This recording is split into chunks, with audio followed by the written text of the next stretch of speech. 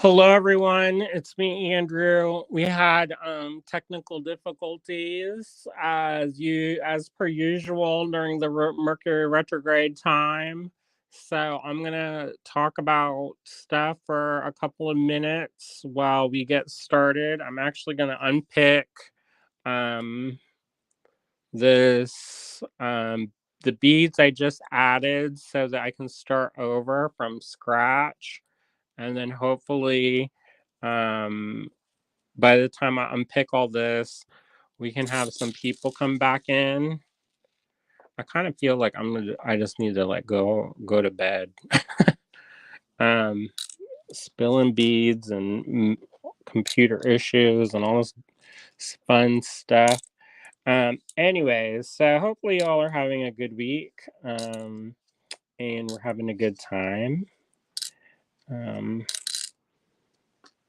I guess this is just like real life. Sometimes stuff works out, sometimes it doesn't, according to plan. If you did not just see, we had some sound issues. William's trying to work on editing the video at the same time that I was using his phone as the camera.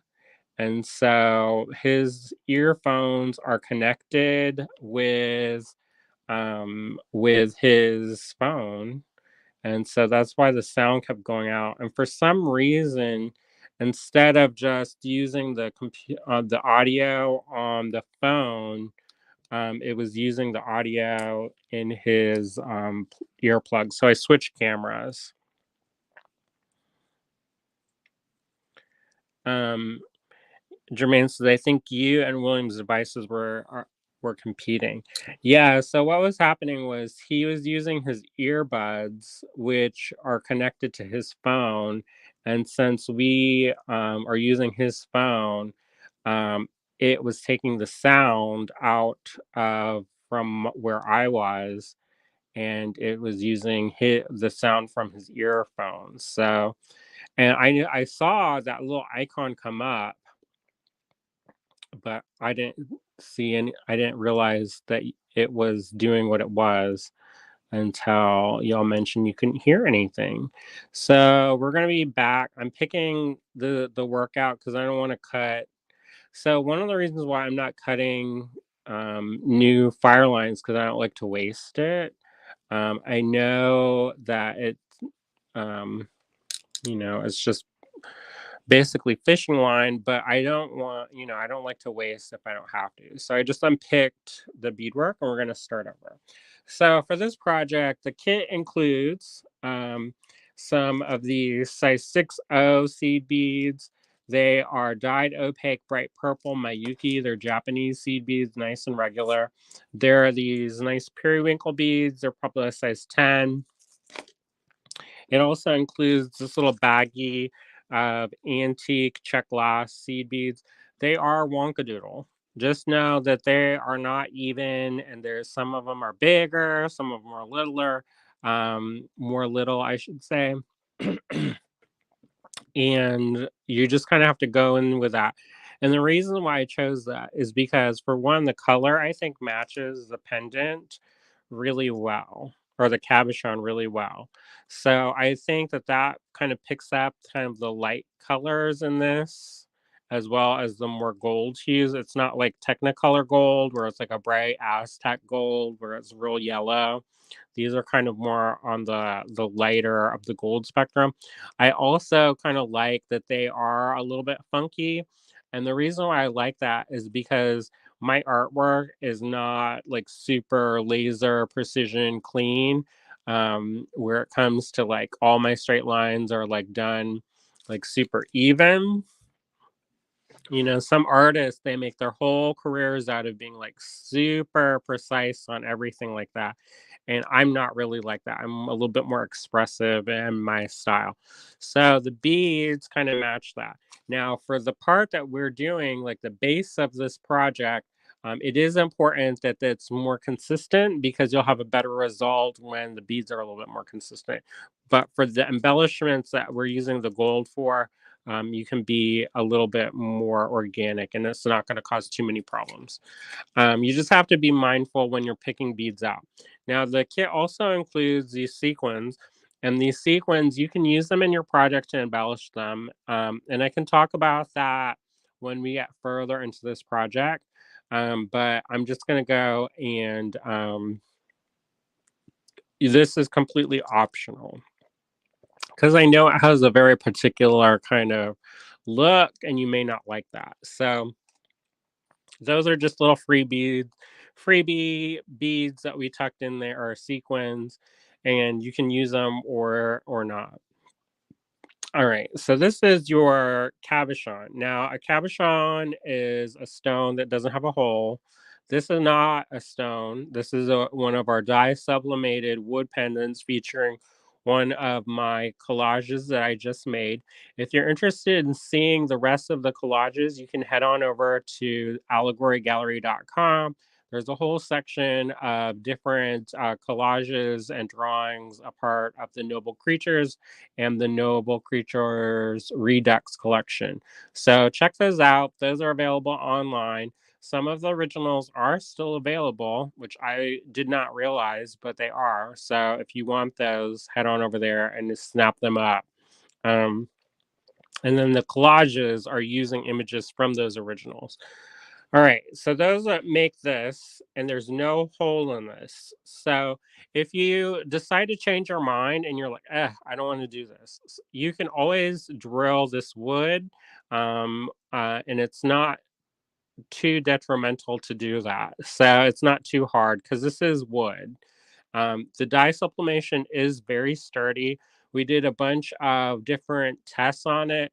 We soaked it in water overnight, and we scrubbed it with steel wool. And the only ways that this can get really damaged is if you get like a tool and you dig into the surface and you scrape it like that. So just as long as you don't dig into the surface, then you should be fine. And if you're submerged for over 24 hours, you've got other problems. Um, so this also comes in a pendant style. And the pendant style is like this. The hole is smaller. So just keep in mind that the hole is smaller. The reason why I specifically requested William to make the hole smaller is because I have these really cool kind of leaf bales, and I wanted you to be able to rivet into them. If you have a great big hole and you try to do a rivet through that great big hole, sometimes the rivet can collapse if it doesn't have that nice snug fit. And I believe the hole size for this is 18 gauge, but I need to double check that. And I don't know if I have any 18 gauge right here to do that. But that is so you can make your own rivets and you don't have to use pre-made rivets. You can definitely use pre-made rivets if you want. And also, as I mentioned, the hole is this is a softer material because it's wood. So if you do want a larger hole for some reason, for instance, if you wanted to like put some leather through or something like that, you can always drill it out a little bit larger. Whenever you're making a large hole in like a wood or any kind of like even metal, the way that you do that is you drill a small hole first and then you gradually move up the size with the drill bits. And so this hole, the smaller hole, is actually really great for that because it's already started, and you don't have to, drill your own hole first. You can if you get this one and you decide to change it into a pendant, but these ones already come with a hole. If you do have to graduate up the size, just do it in increments. And the reason why is that if you go headlong in with using a great big um, drill bit into a surface, whether it's wood or metal or whatever, if you use a great big drill bit, the first thing that's going to happen is it's going to maybe skitter, and that's a good way to scratch up the surface. So if you do, whenever you're starting to drill something, sometimes you'll get what's called a center punch. and you'll make a slight divot in the surface of whatever you're drilling, and then that will help your bit from not skittering around and scratching up everything, because you can damage a stone or whatever you're drilling by the drill bit kind of dancing around. Now, the other reason why not to jump into a great big drill bit at first is because when you use a great big drill bit, the kind of channels and grooves that are along the drill bit are larger. So it removes the material um, in a way that will sometimes your hole will not be as clean and perfectly round, and there can be some really big burrs. And with some surfaces, it can chip and stuff. So start small, get larger, and graduate up in size if you need to have a larger thing. The other thing about drilling, which if this is another, I'm on a complete tangent here, but I figured you all might want this information if you do decide to do this in your life. Um, is to lubricate your bits. It's super important to lubricate your bits, even if what you're working through is kind of a relatively soft material. And the reason why is it just makes the cuts cleaner and makes your bits last longer. So just keep that in mind in case you have to do any drilling. For the most part, if you're going to do the riveted the bale, all you do is punch holes. Now, again, start smaller, or just use a bit that it comes in like there's an easy punch, and make sure your wire is very close. And then you just set your rivet in, and you smash this down. Now, when you smash this down, you can use bail making pliers, and then, or if you don't have that, you can use like a marker or something and press evenly. If you press with your fingers, generally speaking, it will bow in one direction, and it may not be the direction you want. So having a mandrel, whether it's a Sharpie or a dowel rod or whatever, will help keep your round bale round. All right. So once you do that, then you set rivets. That's a separate video that we'll probably do on rivet setting. So keep an eye out for that if you're interested. Otherwise, it just comes with this, and then you can have it for whenever you want. All right, so back to this project. This is kind of takes a long time, so it's not ideal that we had to start over, but we're gonna do it. Maybe, I don't know. I was thinking of maybe cutting this video into multiple parts because it does take a little bit longer, and we are having to show the steps one at a time. So we're beating um in real time. All right, you're going to pick up 4 of these size 6 seed beads, 1, 2, 3, 4, and we're going to move this kind of close down to the tail. We don't need to go all the way close because we do want to have a little bit of thread so that we can weave it in. And if you have woven thread before that kind of comes out, if it's too short, it makes it real hard. You have to do all kinds of tricks to get it to go. If it's a little bit longer, you can always add thread later. You will have to add thread to this project. So that's just something that we're going to have happen. So just keep that in mind. All right, it's down closer to the end of that, and we're going to tie a knot. And then we're going to tie another knot. I like to do like a surgeon's knot to lock it in place. And then I do another knot for good luck. You can pick this apart, as you saw, maybe if you tuned in from the beginning of this video. So just keep that in mind. So you're going to have this little shape. It's going to look like a little clover. Don't worry about that. They're coming in at angles right now. But as soon as you start working, they'll kind of straighten out. And one of the things that we're going to do now is we're going to take the needle. One of the things I didn't mention in this redo is you're going to want to use like a size 11, size 10, size 12 beading needle. If you're interested in getting that, we don't have them on the website, but you can email us at info@allegorygallery.com and we can hook you up. We're going to be using a 6-pound fire line. Again, if you need that, that's not something that we traditionally put on our website. So just email us at info@allegorygallery.com and we can invoice you and ship out. All right. So we're going to pass our needle down through either side. You can pick your side, it doesn't matter. And you want your thread to be coming out of a bead. Right now it's coming out of the knot, and that's not going to be ideal. So you're going to be setting yourself up by having the thread come through this bead. We're going to pick up 2 beads here, 2 of these A beads. And since the thread is coming through the bottom, we're going to go down through the top like so. Pull that nice and snug. And then we're going to go up through the beads that we just added. Now, a lot of times you're going to see me put my fingers over my beadwork.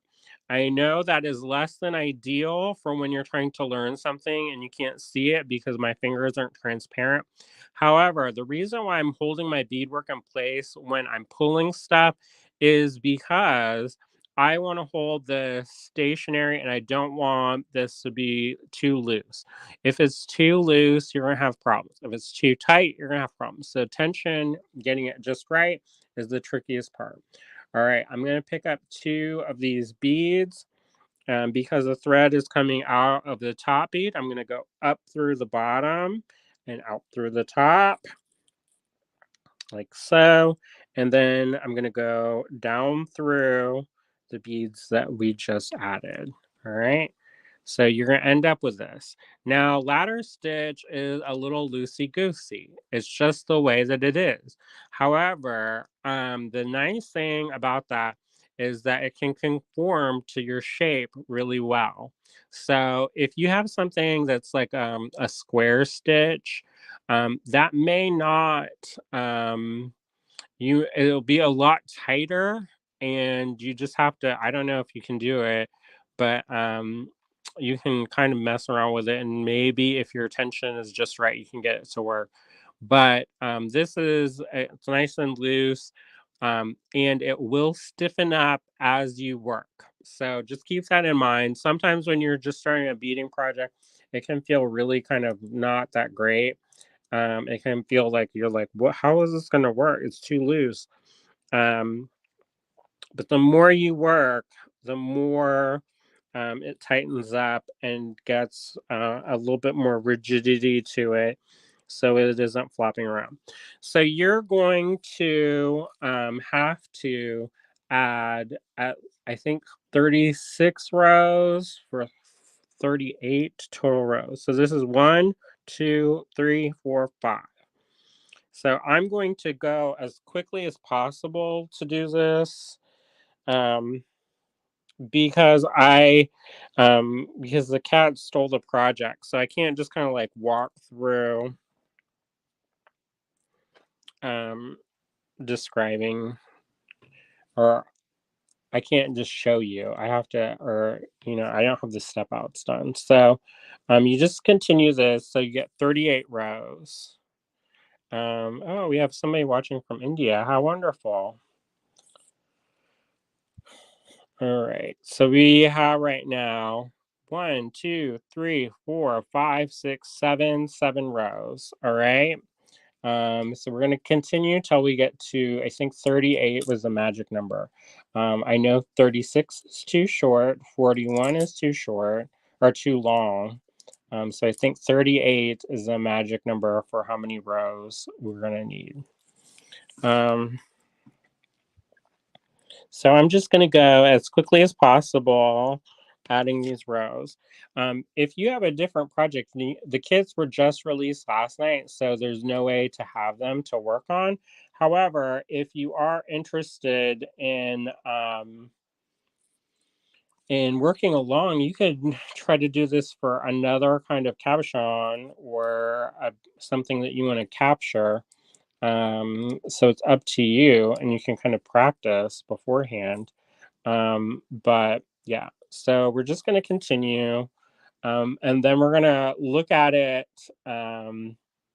once we finish all the 38 rows, we're going to look at it and see if it's going to fit our cabochon.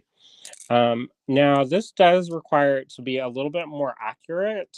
I tried to do a little bit larger, and it didn't work ideally. And then if it's too small, it just won't work at all.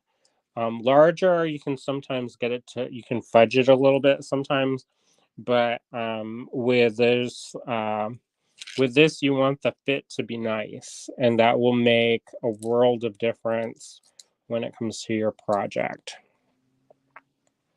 Oh, Jermaine says that she just went to the website and bought a kit. Thank you so much.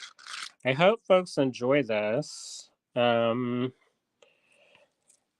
I like the idea of incorporating different aspects of my own work together. So it is nice for me to be able to do this. I know, like for me, sometimes I'm just known in the bead world for beading, and for in the painting world just for my painting, and in the enamel world just for the enamel, and just for there's so many different kind of areas that I'm involved in. I'm not one of those people who just does one thing. I do a lot of things. I would describe myself as like an omni crafter, where I do a little bit of this and a little bit of that. And I think that's helpful because for me, believe firmly that if you are creative in one way, yeah, you can be creative in another way. And also that creativity can help answer questions. I think a lot of, and this is from a book I read by Charles Luton Brain on fold forming. And he talks about how, in one of the sections, a lot of times, particularly when you're talking about like jewelry and traditional jeweler, like bench jewelers, you are taught technique, and you're taught tradition. It's like, they did this way, then you're going to do this way, and that's the way. And that can be really great to preserve knowledge and keep it kind of those things alive, and so that they don't just disappear. However, there is also a process, there's a learning, instead of learning tradition, you may be interested in learning process. The process and tradition may be the same. There may be a reason why certain things were done a certain way. However, sometimes people were limited by technology or didn't know. There are certain things that people just didn't know about. There wasn't that level of like, one of the things in the enamel world, they said if your enamel is powdered too finely, it will create air bubbles. And we've since discovered that that's not exactly true. The thing that's causing the air bubbles is some of the micro dust left from the ball um, uh, mill.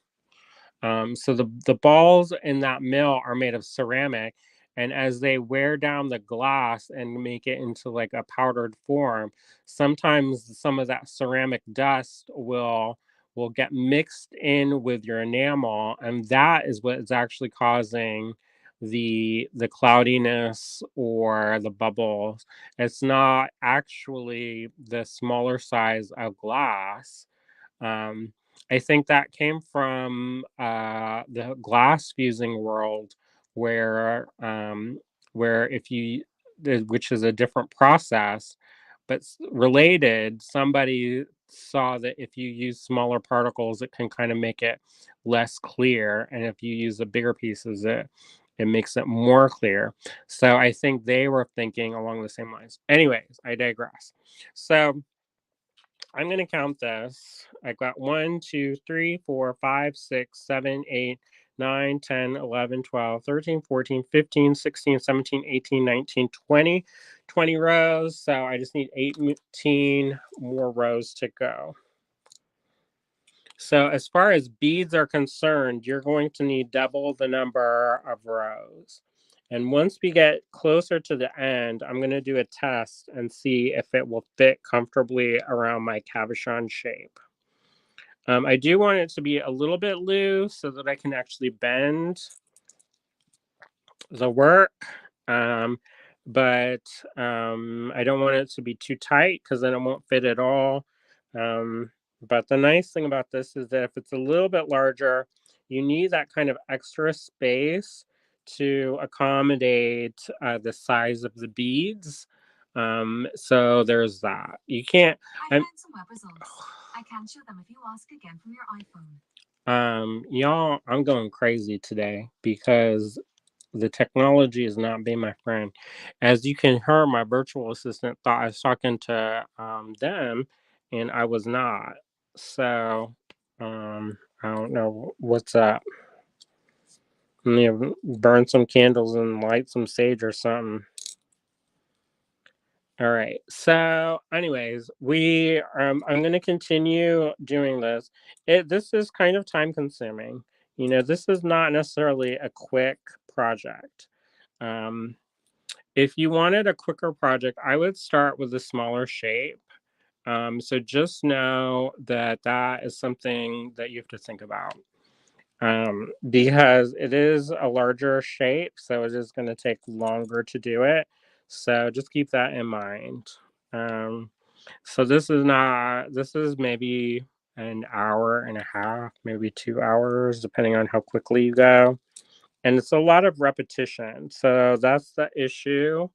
Um, I debated about whether we're doing this like step outs beforehand or not. And the reason why I didn't do the step outs beforehand is because we only had so many beads and I didn't want to use up all the beads and step outs and reduce the number of kits. So that's why we've got what we've got. All right. So what I'm going to do is count them again. 1, 2, 3, 4, 5, 6, 7, 8, 9, 10, 11, 12, 13, 14, 15, 16, 17, 18, 19, 20, 21, 22, 23, 24, 25, 26. All right. If you look at this beadwork, it looks hecka not even, and there's a lot of space, and you may be like, what in the world, is he drunk? No. That's just the nature of it.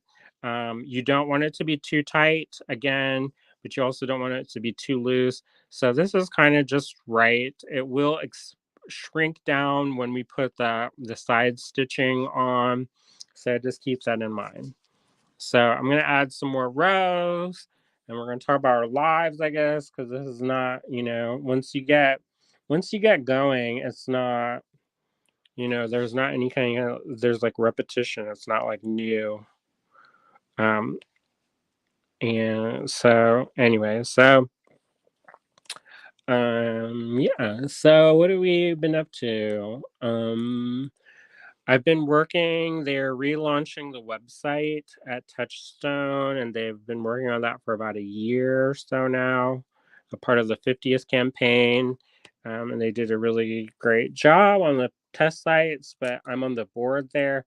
So I have to send in a new headshot and a new write up. So I'm going to do that. That's one of my tonight projects. And they are going to put that on the website. So that's nice and interesting. The other thing is that I worked on getting my CV up to date. I keep an email that I just reply to myself, and as I do things, I add things. Um, and I try to be mindful of keeping on top of that because sometimes when you're working on a CV and you wait a long time, like I didn't have to have a resume or a CV for a very long time because I just did the store. So I didn't need a resume. But sometimes for these grants and scholarships and stuff and different things that I apply for, you do need a resume or a CV. And so when the first time I did it, it was real painful because I was trying to figure everything out. And yeah, it was just one of those things where I had to go back through, and luckily I had a blog that I could reference, and I also had my Instagram profile that I could go through and see what I did when I did it. However, if you can document your stuff as you're doing it, it may take like 5 minutes or whatever, but if you do it sooner rather than later, you are going to be in a better position, because if you wait, then it's a bigger headache. It takes like hours to like write a resume, as opposed to like updating a skeleton 5 minutes every time you do it. So, anyways, I've got 1, 2, 3, 4, 5, 6, 7, 8, 9, 10, 11, 12, 13, 14, 15, 16, 17, 18, 19, 20, 21, 22, 23, 24, 25, 26, 27, 28, 29, 30, 31, 32. So I need to add 6 more rows.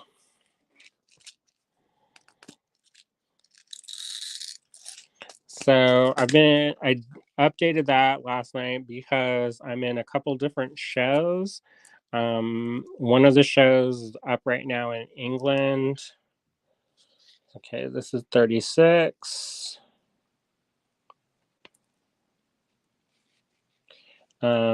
That's at the Ferris Festival. It's the Society of Inclusive Blacksmiths. Okay, that was 34.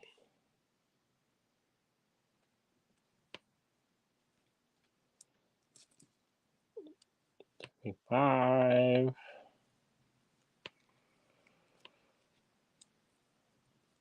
And 36. So I'll have to add 2 more rows after this.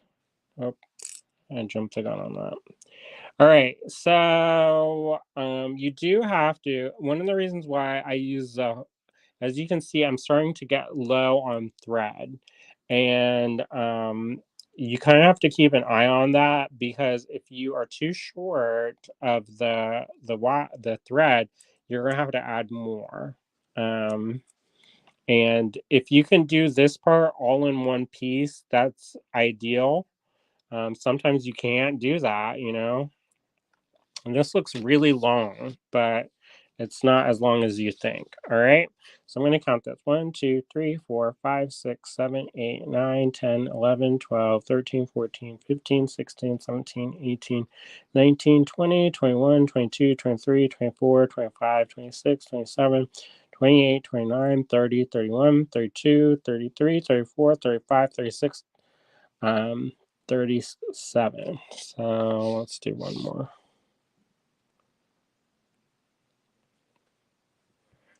All right. And then what we're going to do now, after we get the 38th row on there, we're going to test it. And what I mean by that is we've got this is our base of our capture here.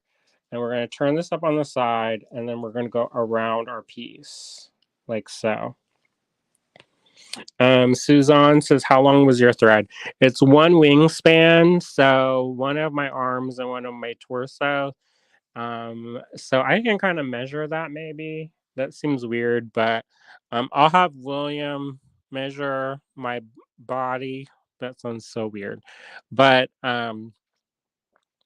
that is so that you can get the right size, because if your arms are shorter than mine, then your thread may be shorter, and it is ideal. It's better if you can get this done in one round instead of having to add thread.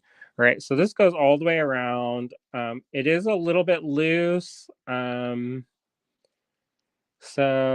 we're gonna have to, it's gonna be close, and we may have to think about that. But I think that should work. All right. So 38. If not, then I guess I can do this project again. And okay. So when you're marrying up these ends, you've got these two ends here. The thread is coming out of the bottom here, and we want to go into this. So I'm going to go up through this side that we started, pull that tight-ish, line this up. It's going to want to fight you because of gravity. So you're going to have them like that. And then you're going to go down through the beads that are the end of that row. the 38th row. So you're connecting the 38th row and the first row. And I'm going to go up through and down through for good measure. And then what I'm going to do is I'm going to do what's called a half hitch knot, where you go underneath the thread bridge and then through that little loop. I call these anchor knots. And I'm going to do another one on this side. And this is going to help keep it nice and snug and not come apart. I get nervous that my beadwork is going to fall apart. This, you definitely don't have to worry, because there's so much, you go through this so many times, but just to be careful. I don't see my thread cutter, so hopefully these scissors are sharp enough.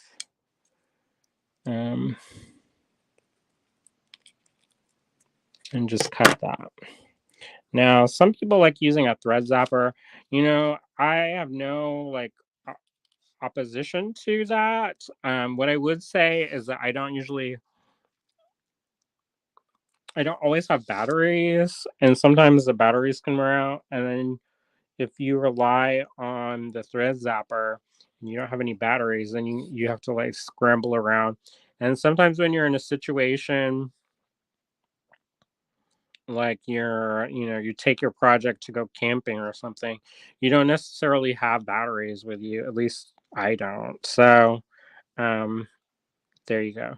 So all I'm doing is weaving that in and creating a little knot. And this is to help. Uh, as I'm beading, I don't necessarily want a bunch of threads in the way, because they can get caught up on my working thread. So I'm just going to use this. So when you're cutting thread, particularly this bonded thread, if you try to cut like this and you don't have a particularly sharp pair of scissors, these are not necessarily the sharpest of scissors. What you do is you create an opening like this, and then you take your thread and you pull it, and then it will cut. So like if this is a thread, I'm going to need to cut off a piece of thread now anyway. So I'm measuring one wingspan. That's one of my arms and one of my torsos, and then maybe a little bit extra for good measure. I've got my scissors here, and then I just pull it like that, and it cuts it. That's another way that you can cut thread. Because sometimes if you try to like use this, and if your scissors aren't very sharp, it can kind of create this weird kind of wavy, uneven end to your thread, and it won't fit, at least not easily, into your needle. As I mentioned yesterday, or whenever I was showing, is I don't take my thread and try to go into my needle. I take my needle, the eye of the needle, and I line that up with a thread and use that to kind of push it through. Now, with this thermally bonded thread, it's kind of on a rounder shape.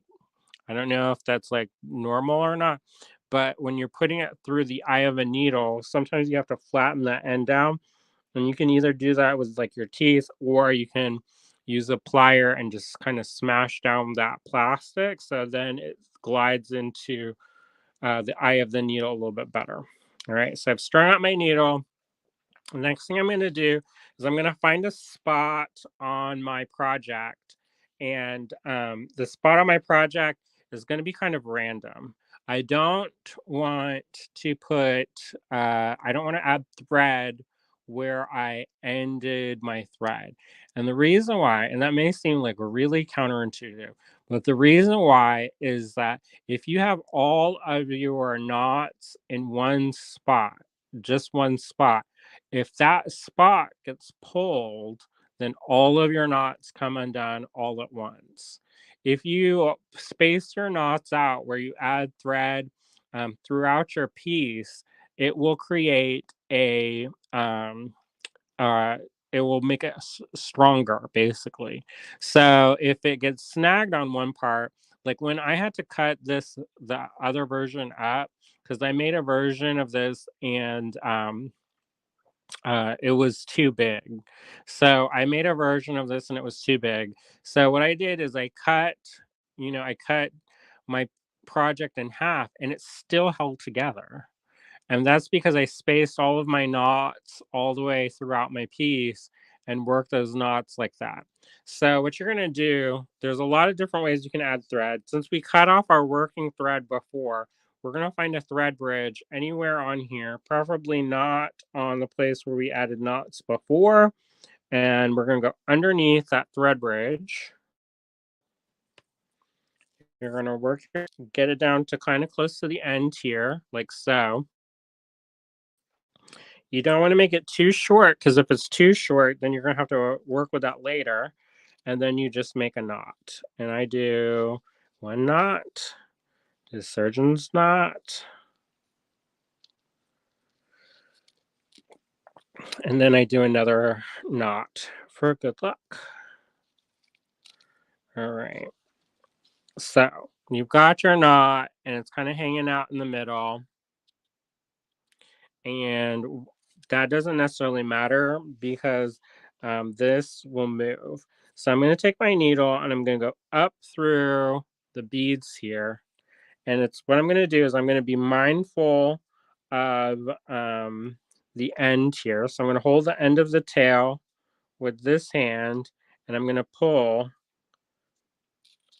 And what's going to happen is the knot is going to get inside of the beadwork. I don't know if you saw that or not, but that's a way of hiding your knots. All right. So the next thing I'm going to do is we're moving on from this ladder stitch base and we're going to create a peyote stitch base.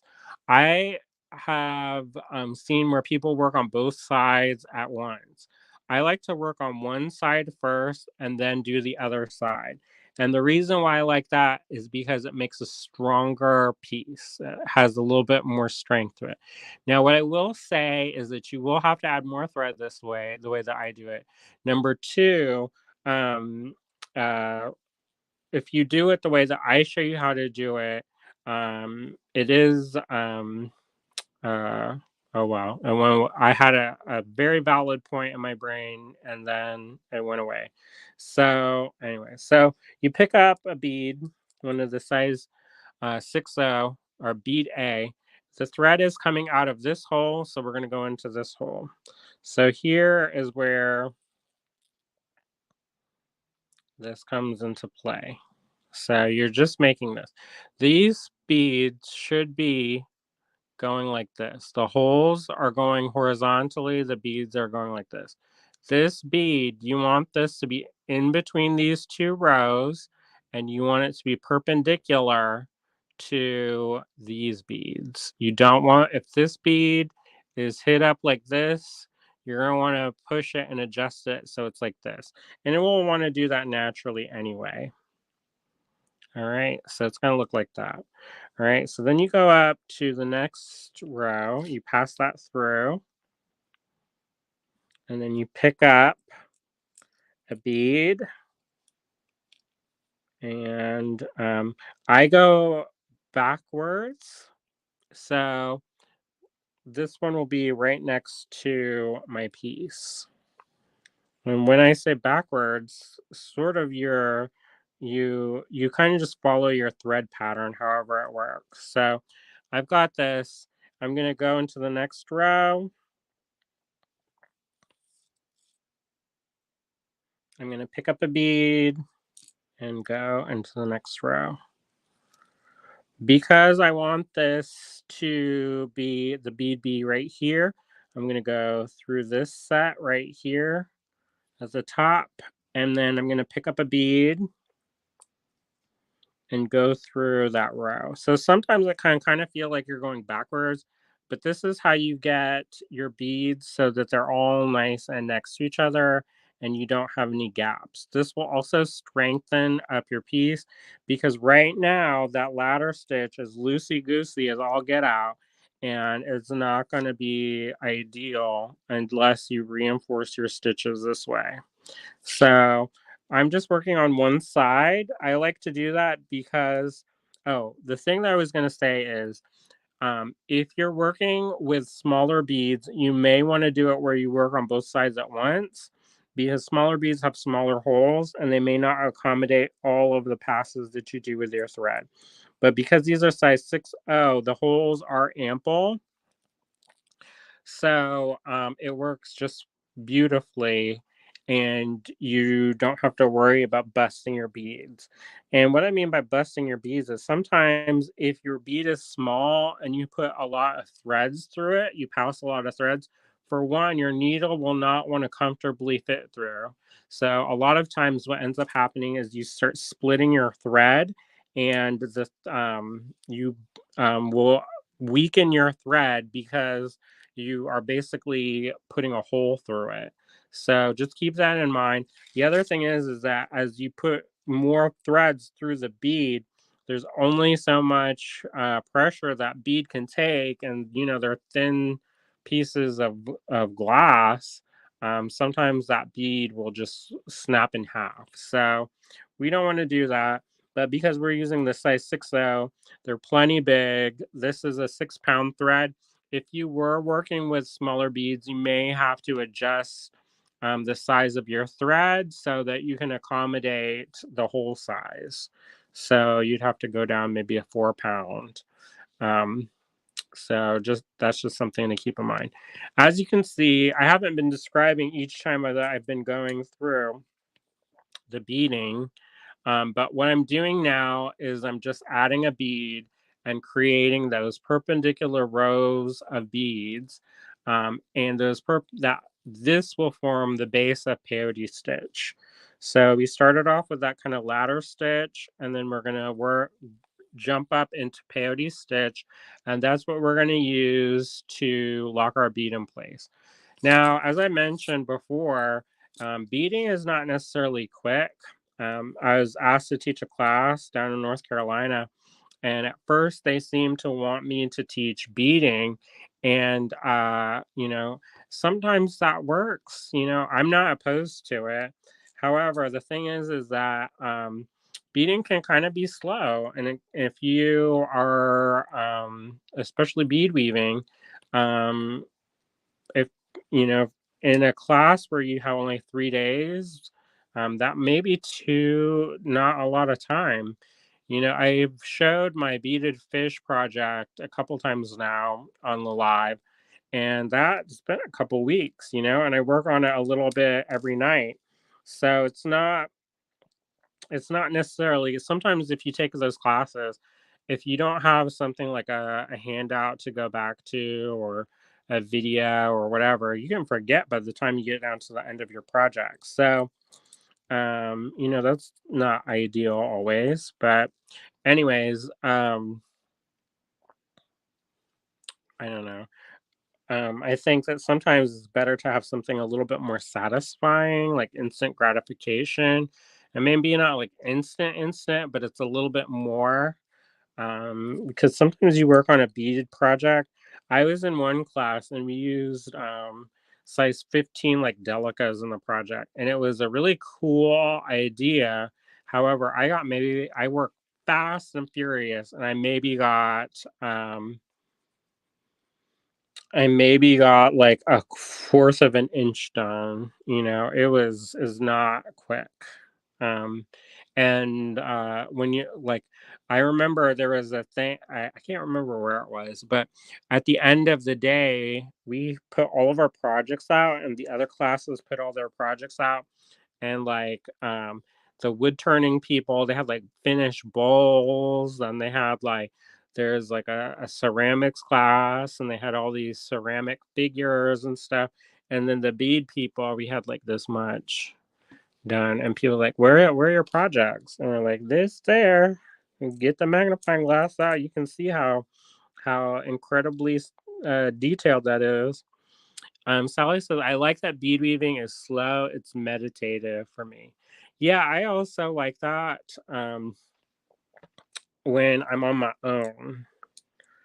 Because then I can kind of zone out or listen to an audiobook and kind of work on a project, and it's nice. But for class purposes and for demos, it can sometimes be, I can see why it can be uh for one, intimidating, and number two, it can seem kind of boring. I don't know.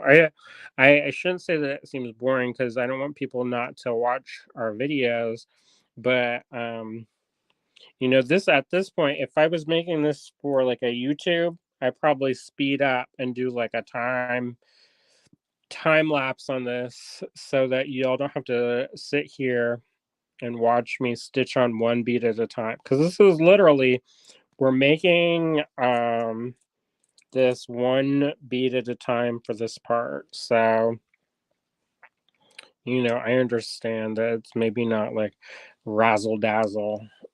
Sometimes like there are things like we're in the middle of the move for the store, and there's just a lot of stuff that has to go on for us to open the store.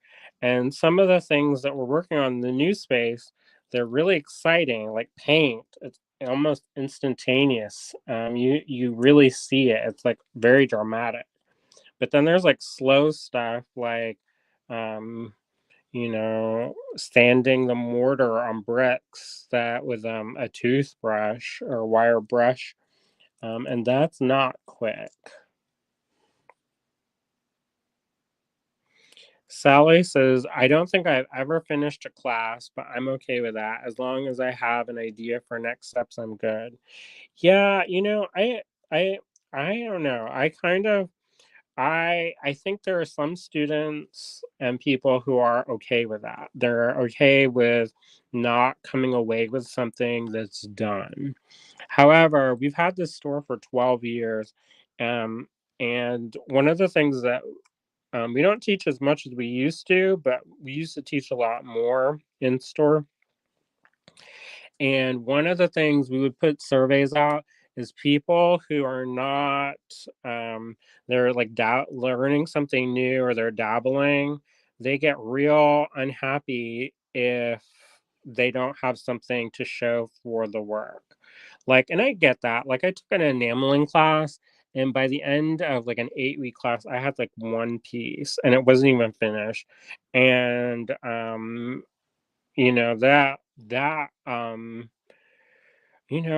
like I learned a lot, but I didn't really have anything to show for it. And William, when I come home from classes, he's like, "What did you make? Show me what you made." And then I'm like, "Well, I made this." And then I'm still making those.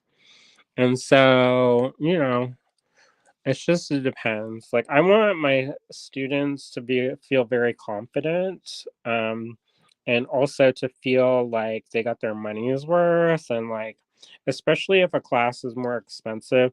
The class that I'm going to teach at Sawmill is going to be like over 400, but it's for 3 days and it's like an intensive, so it is worth it. However, like I don't want people not to come away with something that they've worked on.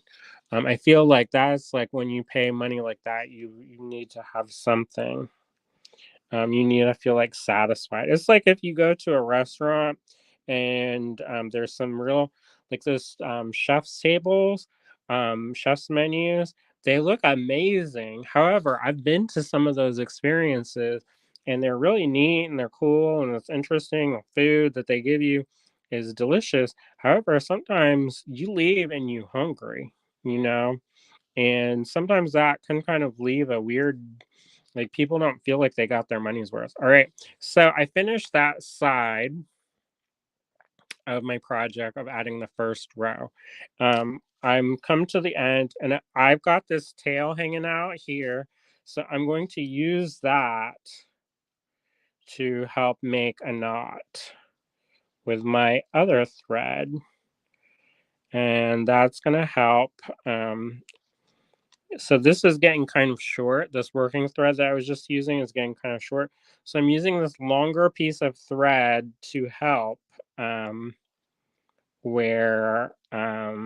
don't have to use up that short piece. Sometimes when you're tying knots, you'll end up with a working thread that's longer and a working thread that's shorter. use a longer thread to do all the kind of manipulations. Um, and by that I mean like tying the knots and stuff, because you'll have just more thread. All right.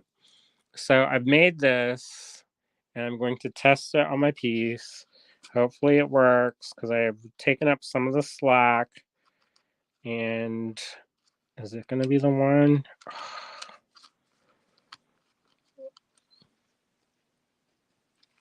Is this going to be it? All right, it doesn't fit. Let me see. Let me keep trying. I'll go from the top in.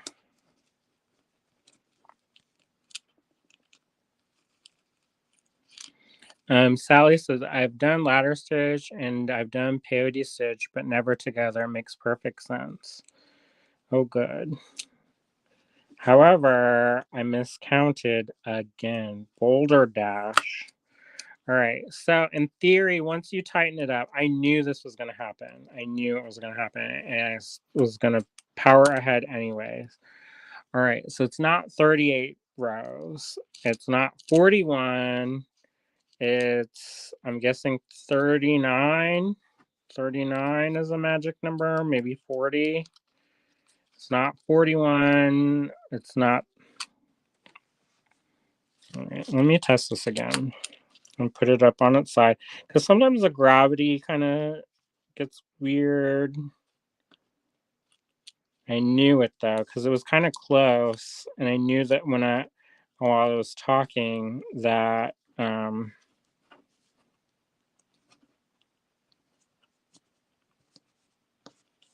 that it may have issues. So right now what I'm doing is, while this is kind of relatively loose still, I'm working this up a bead at a time to get that capture. And normally you want this to slip right on and have it be close, but not be too close, if that makes sense. Not too loose, not too tight. And there you go. All right. Sally said, did the peyote step add tension to the beast, tightening it up too much? Yes. So I knew that that's what was going to happen because I just barely met. So it's, oh, yes. Oh, I made it work. Never mind. Never mind. All right.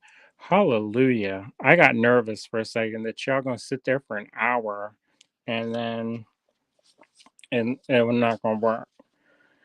All right. So there you go. That's that. All right. All right. So here we go to the next step. I kind of don't want to move this off of this because I know that it's going to be a pain in the butt. The more that I work the beads, the more that it's going to tighten up. As Sally mentioned, as you add the more beads and more thread, and you pull and pull, it's going to tighten up your tension. Luckily, it is 38. Hallelujah. Hallelujah. However, I was nervous, y'all. I was nervous for a second. I'm not going to lie. I was nervous for a second. So this slipped on. I kind of had to work it in. It's going to be real precarious, y'all. But so this is what the back of the piece looks like right now. And then this is, ooh, let me put that back on because I'm scared, y'all. Because that's like, it's a little almost, it is like maybe one row of beads too tight. I know, this is like one row of beads too tight. Y'all don't think them beads add up, but they do. And you can see how getting like a close fit is sometimes a challenge. It's a little bit easier when you have a shape that is smaller. When you're doing these kind of large captures, it does get a little bit harder to do that. So anyways, once you fit this on here, then you will create another row of peyote stitch on the back side. All right.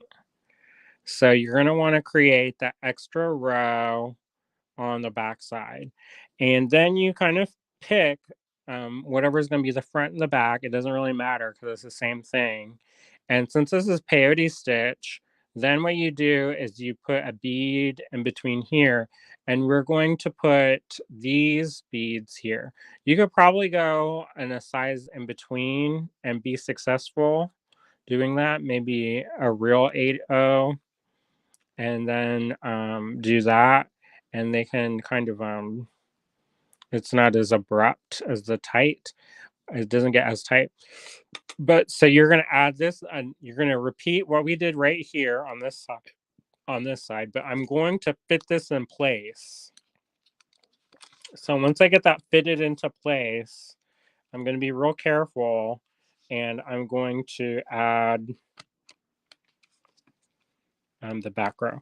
If you're doing this at home, do 39 rows. I'm going to do this off camera with 39 rows to start with the ladder stitch, and then try that because the 38 fits, but it's real snug, and that's where it makes me a little bit nervous. So just I'm going to do another test off camera, not on camera, because this already we've been on for an hour and we've had a restart, so my voice is going. So on the back side, I'm going to do the peyote stitch, and then once I finish that row, I'll probably have to add thread. I know I have to add thread now, as I'll add a thread, go around this whole time, and it's going to add the peyote stitch, tie off that, and then on one side, I'm going to add the periwinkle colored beads in between. And that's going to close it up a little bit more, and then I'm going to swap over to the other side and do the periwinkle beads in between this peyote stitch that's going to be on the side, and that's going to close it up a little bit more.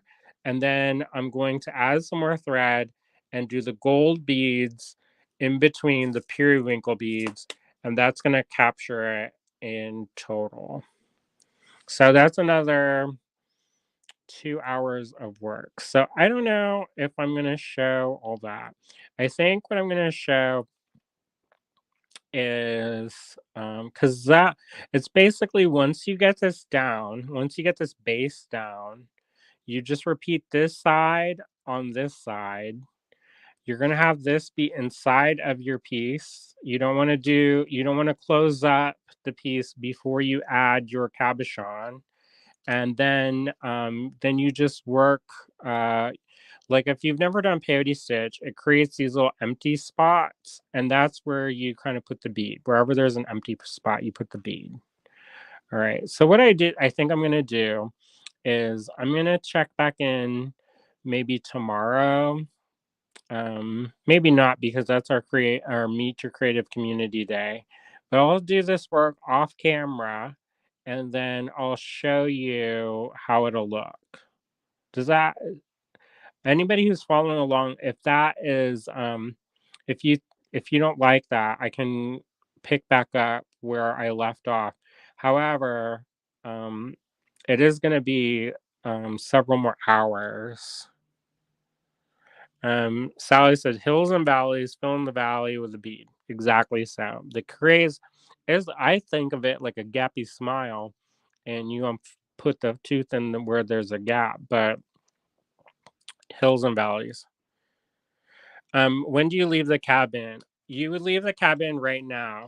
So, when I got that fitted on, I was so happy and delighted. But you want that to be in there. I mean, in theory, you could do the peyote stitch on this side and then put the cabochon in.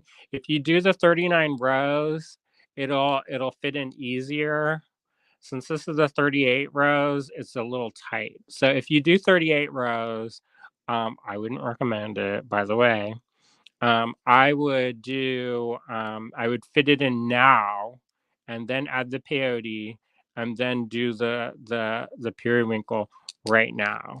If you do the 39, you could probably do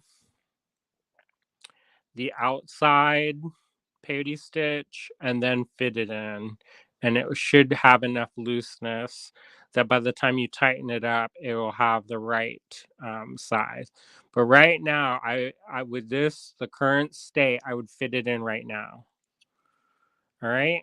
I hope that makes sense and that it was easy to follow along.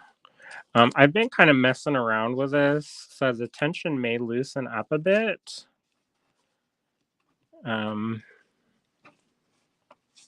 so let's see. Here we go. So it's pretty tight in there like this, but I'm gonna finish this up off camera. But once you have that extra row of peyote on the back, that will also help because you're not like working with just a thin margin. And then when you fold these over, they kind of fold down. This row, the top row of peyote that we just added, they fold over, and it creates a little bit more like there are other opportunities. So you may be wondering what the sequins are for. And if you once you finish all of your piece, there is an option to go in between these beads and sew sequins all along the edge. So if you want that more like razzle dazzle, like flashy glam style, you take the sequins and you can sew them along the edge. But because I know that those gold foil sequins can kind of look a certain way, you may not want to do that, unless you like that look. So that's up to you. That's completely optional. That's all up to you to decide if you want to do that. And the way that you do that is after you've done doing your peyote stitch and you've done it on the back side too, so that it's completely captured in, then that's when you do that as afterwards. All right. I'm gonna go and I'll continue to work on this. And then I don't know. Maybe I'll meet back up later tonight, but if anything, I've been working on some step outs for this project. And hopefully I had a real problem kind of getting the step outs photographed because I needed both hands. So I had to do like shortcuts on how to take pictures by voice recording, and it got kind of crazy because there are AI all around me, like the virtual assistants are all around me, and so they thought I was talking to them, and it was kind of a mess. So I think if I do anything, I might do it at the cottage because I don't have as many of the virtual assistants there, and they don't get like that. They think I'm talking to them. All right. So at this point, you're basically doing peyote stitch and you're just decreasing the bead size. And the bead size, because you're using smaller beads, it will tighten it up and keep your kitty cat from popping out. All right. Okay. Thanks so much, everybody. I will see you tomorrow for the Meet Your Creative Community Day. And also, I will do a little bit of an update on this project so that you can take a look. All right. Thank you so much, everybody. I hope you enjoyed the pearls that William showed earlier and that you like the artwork that I just made. It's always nice. It's a little vote of confidence when people like the things you make. So I always appreciate it. The new collages are very affordably priced. So hopefully, if you don't, like I know some of y'all have been collecting my work for over a decade. So maybe you're running out of wall room, but if they make great gifts, and I think they're fun. So, anyways, thank you so much for all of your support out there. We have lots of love for all of you out there who are watching and are part of our AG Bead fam. We'll see you tomorrow. See ya.